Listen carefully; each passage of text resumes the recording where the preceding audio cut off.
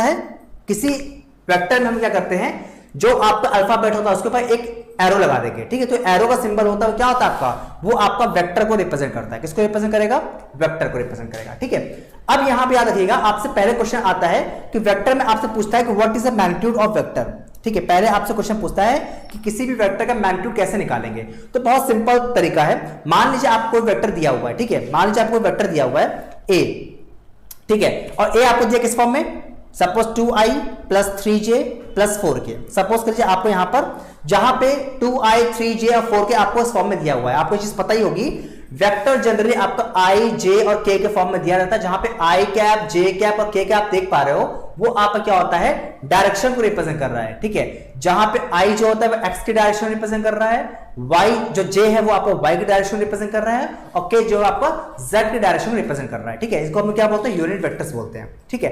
तो अगर आपसे कोई वेक्टर a दिया हुआ है और आपसे पूछा है इसका मैग्नीट्यूड क्या होगा, तो बहुत सिंपल फाइंड करना, क्या करेंगे हम, यहां पे देखिए वेक्टर a का मैग्नीट्यूड, ये सिंबल है, यहां पे आप जो सिंबल देख पा रहे हैं, इस सिंबल का मतलब क्या हो जाएगा कि ये वेक्टर a का मैग्नीट्यूड है। क्या तरीका हो जाएगा इसका, कि आपको क्या करना है, यहां पर अंडर रूट कर देना है। अंडर रूट करने के बाद आपको जो i का कोफिशिएंट है, मतलब i के साथ जो भी नंबर है उसका आपको स्क्वायर कर देना है, ठीक है। तो i के साथ क्या दिख रहा है आपको, 2 दिख रहा है, तो 2 का स्क्वायर कर देंगे, आप क्या लिख देंगे 2 स्क्वायर, प्लस j के साथ क्या दिख रहा है, j के साथ आपको दिख रहा है 3, तो आप क्या करेंगे 3 का स्क्वायर कर देंगे, ठीक है। प्लस जो आपको क्या हो रहा है यहां पर, जो k के साथ आपको क्या दिख रहा है, k के साथ आपको यहां पर दिख रहा है क्या, k के साथ आपको दिख रहा है 4, तो 4 का आप स्क्वायर कर देंगे, ठीक है। तो इस तरह से आपका अंडर रूट 2 का स्क्वायर कितना हो गया 4, 3 का स्क्वायर हो गया 9, एंड आपका 4 का स्क्वायर हो गया कितना 16 हो गया, ठीक है, 16 हो गया, ठीक है।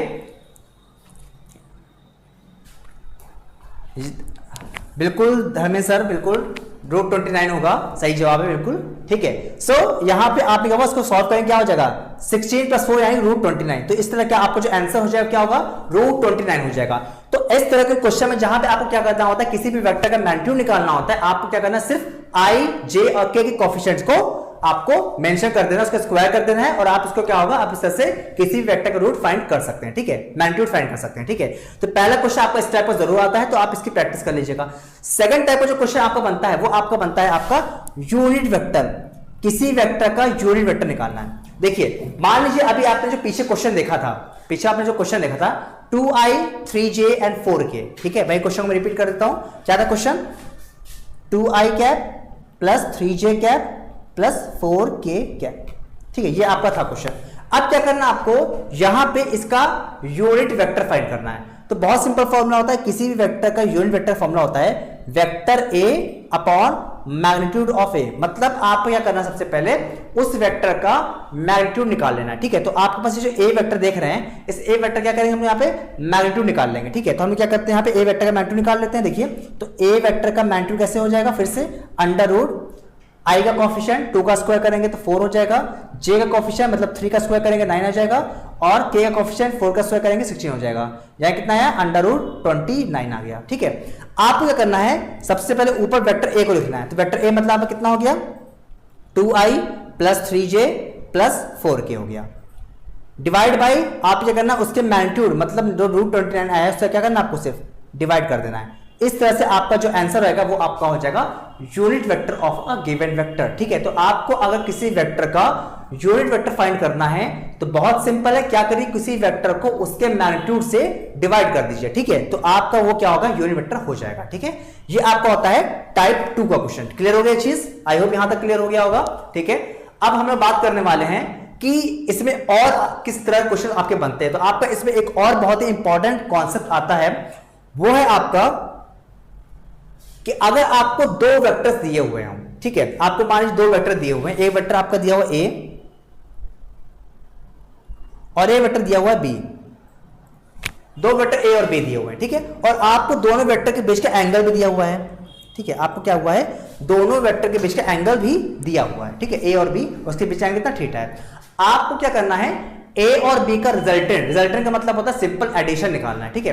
तो यहां पे आप सिंपल एडिशन के लिए आप क्या करते हैं, फॉर्मूला लगाते हैं R square is equal to A square plus B square plus 2ab cos theta.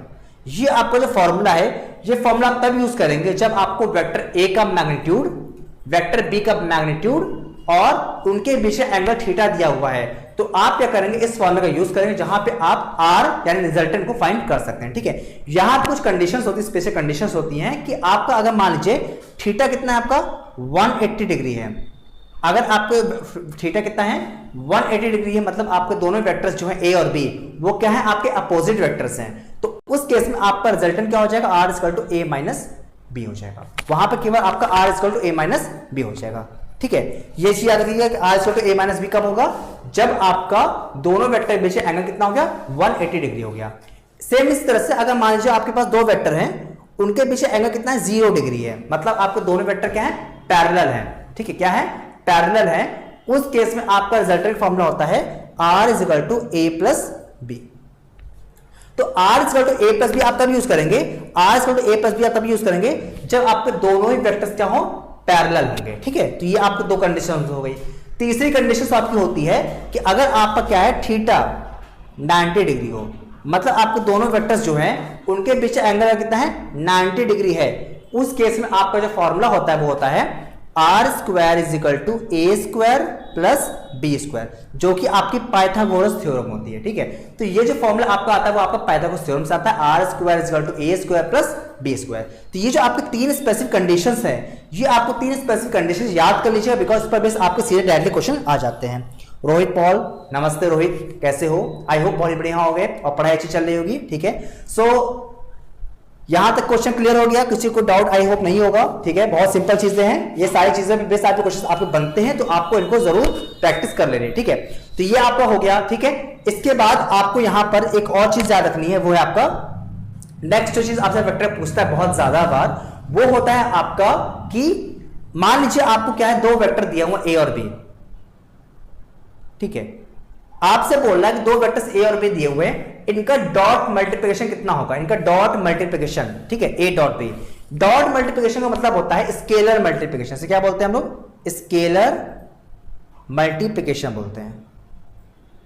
ठीक है, स्केलर मल्टीप्लिकेशन बोलते हैं। ठीक है, तो स्केलर मल्टीप्लिकेशन मतलब होता है जब आप दो वेक्टर लीजिए और दो वेक्टर को मल्टीप्लाई करिए, अगर मल्टीप्लाई करने पर आपका आंसर जो है वो एक स्केलर आ रहा है, तो वो आपका स्केलर मल्टीप्लिकेशन हो जाता है। ठीक है, तो यहां पे आपको दो वेक्टर ए और बी दिया हुआ है। ठीक है, आप ये करना सिर्फ ए और बी क्या करना है, आपको मल्टीप्लाई करना है। ठीक है, और मल्टीप्लाई करने पे आपका आंसर का स्केलर आएगा, इसका मतलब क्या हुआ, वो आपका स्केलर मल्टीप्लिकेशन हो जाएगा। एग्जांपल के लिए हम बात करते हैं फोर्स और डिस्प्लेसमेंट। जब हमें क्या कहते हैं, फोर्स एक वेक्टर क्वांटिटी है, डिस्प्लेसमेंट एक ऑल्सो वेक्टर क्वांटिटी है, जब दोनों को मल्टीप्लाई करते हैं, मल्टीप्लाई करने पर आपका क्या आता है, वर्क आता है। वर्क क्या है, एक स्केलर क्वांटिटी है। तो यहां पे आपका जो मल्टीप्लाई होता है वो कैसा होता है, वो आपका डॉट मल्टीप्लाई होता है। कैसा होता है, डॉट मल्टीप्लाई। और डॉट मल्टीप्लाई का फॉर्मूला क्या होता है वो भी देख लीजिए आप लोग, क्या होता है आपका, A dot B is equal to होता है ए का मैग्नीट्यूड, बी का मैग्नीट्यूड एंड कॉस थीटा। ये आपका फॉर्मूला होता है। क्या होता है आपका formula, vector A dot vector B is equal to होता है वेक्टर ए का मैग्नीट्यूड, वेक्टर बी का मैग्नीट्यूड एंड कॉस थीटा। ठीक है, अब यहां पे क्या करना है, आपको थीटा निकालना है, कॉस थीटा निकालना है, कॉस थीटा। देखिए, इस फॉर्मूले का यूज करके हम लोग किन्हीं भी दो वेक्टर्स के बीच के एंगल निकालते हैं। तो जो अब मैं फॉर्मूला आपके सामने लिख रहा हूं, ये फॉर्मूला आपके लिए बहुत ज्यादा इंपॉर्टेंट है। ठीक है, ये फॉर्मूला बहुत ज्यादा इंपॉर्टेंट है, जहां पे आपको cos theta is equal to होता है vector A dot vector B upon A का मैग्नीट्यूड एंड बी का मैग्नीट्यूड। ये फॉर्मूला जो होता है वो आप तब यूज करेंगे जब आपको किन्हीं दो वेक्टर्स के बीच का एंगल फाइंड करना है। ठीक है, तो आप मान लीजिए आपके पास दो वेक्टर हैं, फॉर एग्जांपल आपके पास दो वेक्टर हैं, मान लीजिए यहां पे एग्जांपल भी ले लेते हैं हम लोग। यहां पे दो वेक्टर्स कौन ले सकते हैं हम लोग, यहां पर मान लीजिए आपके पास ये वेक्टर है i प्लस 2j। ठीक है, और एक दूसरा वेक्टर दिया हुआ है, ये आपका क्या ए वेक्टर है। इसी तरह से बी वेक्टर दिया हुआ है आपका कुछ 3i प्लस 2j। ये आपको ए और बी आपके दो वेक्टर्स दिए हुए हैं। ठीक है, अब आपसे बोल रहा है कि ए और बी आपके दो वेक्टर्स हैं, इनके पीछे एंगल निकालिए, इनके पीछे क्या करना है, आपको एंगल फाइंड करना है। ठीक है, सो क्या कर लेंगे आप लोग, कॉस थीटा यूज करेंगे। तो कॉस थीटा इक्वल टू क्या होता है, कॉस थीटा इक्वल टू होता है vector A dot vector B. ठीक है, सो देखिए पहले हम क्या करेंगे, देखिए कॉस थीटा में क्या होता है, आपको कॉस थीटा में आपका यहां पर vector A dot vector B निकालना है। क्या निकालना है, vector A dot vector B निकालना है। तो दो वेक्टर का डॉट कैसे निकालते हैं, बहुत सिंपल है, आपको जो i का कोएफिशिएंट है वो i के कोएफिशिएंट से मल्टीप्लाई होगा और j का कोएफिशिएंट आपका j के कोएफिशिएंट से मल्टीप्लाई हो जाएगा। तो आई कोफिशिएंट कितना यहाँ पे दिख रहा है आपको यहाँ पे आई कोफिशिएंट दिख रहा है कितना 1, और यहाँ पे आई कोफिशिएंट कितना है 3, तो क्या होगा आपका 3 मल्टीप्लाई होगा 1 से, ठीक है। फिर प्लस इंटू प्लस क्या हो जाएगा, प्लस हो जाएगा, ठीक है। फिर जे का कोफिशिएंट आपका जे कोफिशिएंट से मल्टीप्लाई होगा, तो जे कोफिशिएंट कितना है आपका 2, और यहाँ पे क्या है 2, तो 2 और 2 मल्टीप्लाई हो जाएगा, यानी 2 इंटू 2 हो जाएगा, तो कितना हो जाएगा 3 प्लस 2 2 जा 4, यानी कितना हो जाएगा 7। तो vector A dot vector B कितना हो जाएगा, vector A dot vector B कितना हो जाएगा 7 हो जाएगा, ठीक है। तो इस तरह से आप किन्हीं भी दो वेक्टर्स को मल्टीप्लाई कर सकते हैं, जहां पे आई को आई से मल्टीप्लाई करेंगे, जे को जे से मल्टीप्लाई करेंगे और के को के से मल्टीप्लाई कर लेंगे, ठीक है। ये आपका हो गया। अब आप क्या करना है, यहां पे देखिए, अब आपको यहां पे अपने एक दो वेक्टर का ए डॉट भी निकाल लिया। अब आपको ए का मैग्नीट्यूड निकालना है, ए का मैग्नीट्यूड निकालना है। कैसे निकालेंगे, वेक्टर ए का मैग्नीट्यूड होता है आपका, देखिए अंडर रूट आई का मल्टीप्लाई, आई का मल्टीप्लाई कितना है यहाँ पे 1, तो 1 का स्क्वायर कितना हो गया 1 हो गया, प्लस जे का मल्टीप्लाई कितना दिख रहा है 4, जे का मल्टीप्लाई 2 है, 2 का स्क्वायर करेंगे कितना हो गया 4, यानी कितना हो गया अंडर रूट 5। इसी तरह से अगर आपको वेक्टर बी का मैग्नीट्यूड निकालना हो तो अंडर रूट कितना है, आई का मल्टीप्लाई कितना है 3, तो 3 का स्क्वायर यानी कि 9, प्लस जे का मल्टीप्लाई कितना दिख रहा है 2, 2 का स्क्वायर यानी कि 4, यानी अंडर रूट 13। तो इस तरह से आपका ए और बी दोनों का मैग्नीट्यूड आ गया, ठीक है। अब आप क्या करना, सीधे आपको फॉर्मूले में पुट करना है, ठीक है। तो जो आपका फॉर्मूला देख रहे थे आप लोग कॉस थीटा का, आपको क्या करना है, कॉस थीटा के फॉर्मूले में सारी वैल्यूज पुट कर देनी है, ठीक है। तो देखिए क्या हो जाएगा, cos theta is equal to हो जाएगा vector A dot B, vector A dot B कितना आपका लिख रहा है 7 डिवाइड बाई वेक्टर ए का magnitude which is under root 5 into vector B का magnitude which is under root 13, तो कितना हो जाएगा 7 अपॉन अंडर रूट 65, ये आपका एंगल आ जाएगा, ठीक है। तो इस तरह से आप लोग किन्हीं भी दो वेक्टर के बीच एंगल भी फाइंड कर सकते हैं, ठीक है। तो आई होप आपको यहां तक क्वेश्चन क्लियर हो गया होगा, ठीक है। यहां तक आपको कुछ और नहीं करना है, आपको सिर्फ और सिर्फ क्या करना है, दो इस फॉर्मूले को याद रख लेना, आपको इस फॉर्मूले को याद करके आप आराम से क्वेश्चन को कर सकते हैं, ठीक है। तो इस पर बेस आपको क्वेश्चन बहुत सारे आते हैं, तो आपको ये भी फॉर्मूला याद कर लेना है, ठीक है। क्लियर हो गया, यहां पर कोई अगर डाउट होता है तो आप डाउट को पूछ सकते हैं, ठीक है। यहां तक कोई अगर डाउट अगर है तो आप पूछ सकते हैं, वरना डाउट कर सकते हैं, ठीक है। तो अभी हम लोग क्लास को फिलहाल यहीं पर हम लोग क्लास को ओवर करते हैं, ठीक है।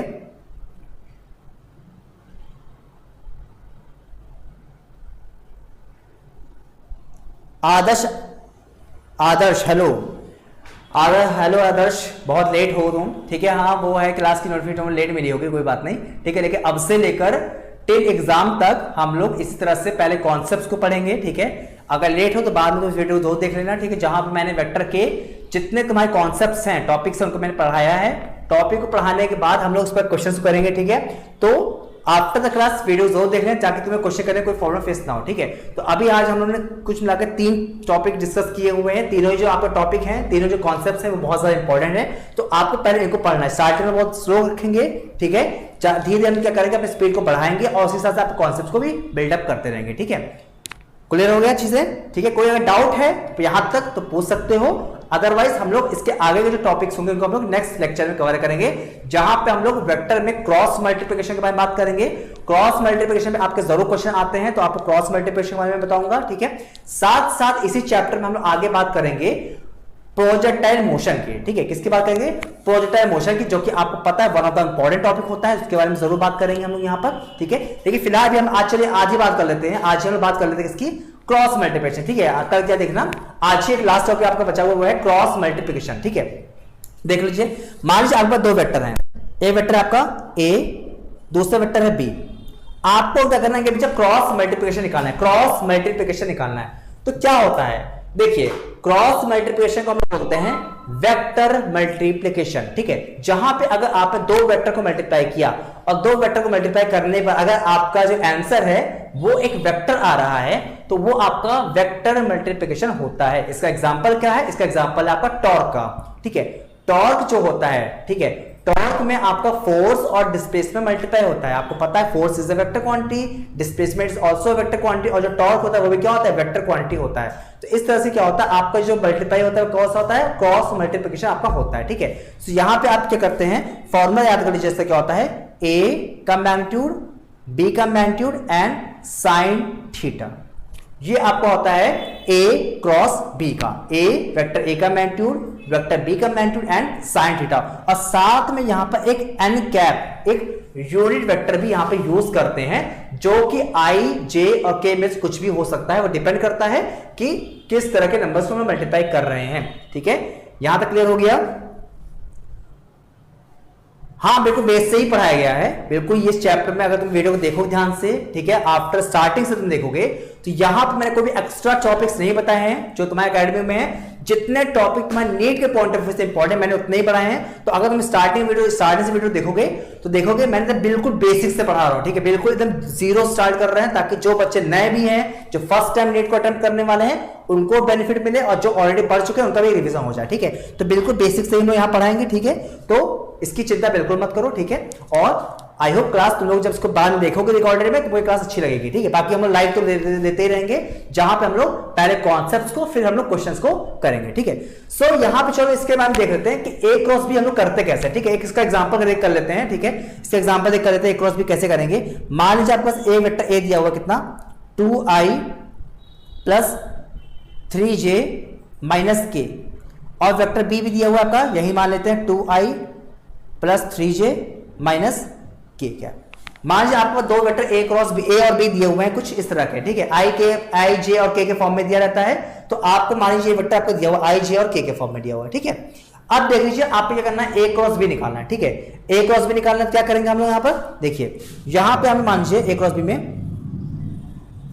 पहले आप I लिखेंगे, फिर J लिखेंगे, फिर K लिख देंगे, I J और K को लिख देंगे।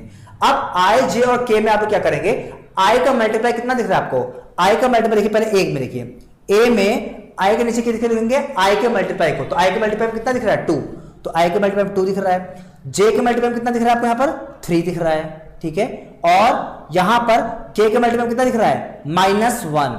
ठीक है, तो पहले A का जो कॉफिशिएंट्स हैं I, J और K के उनको नोट डाउन कर लेंगे, फिर उसके नीचे जो B के कॉफिशिएंट्स हैं कितना हो जाएगा, ये भी 2, 3 और -1 हो जाएगा। ठीक है, इसको नोट डाउन कर लेना है। इसके बाद आपको क्या करना है, इसके बाद आपको यहां पर पहले आपको I कैप लिख लीजिए।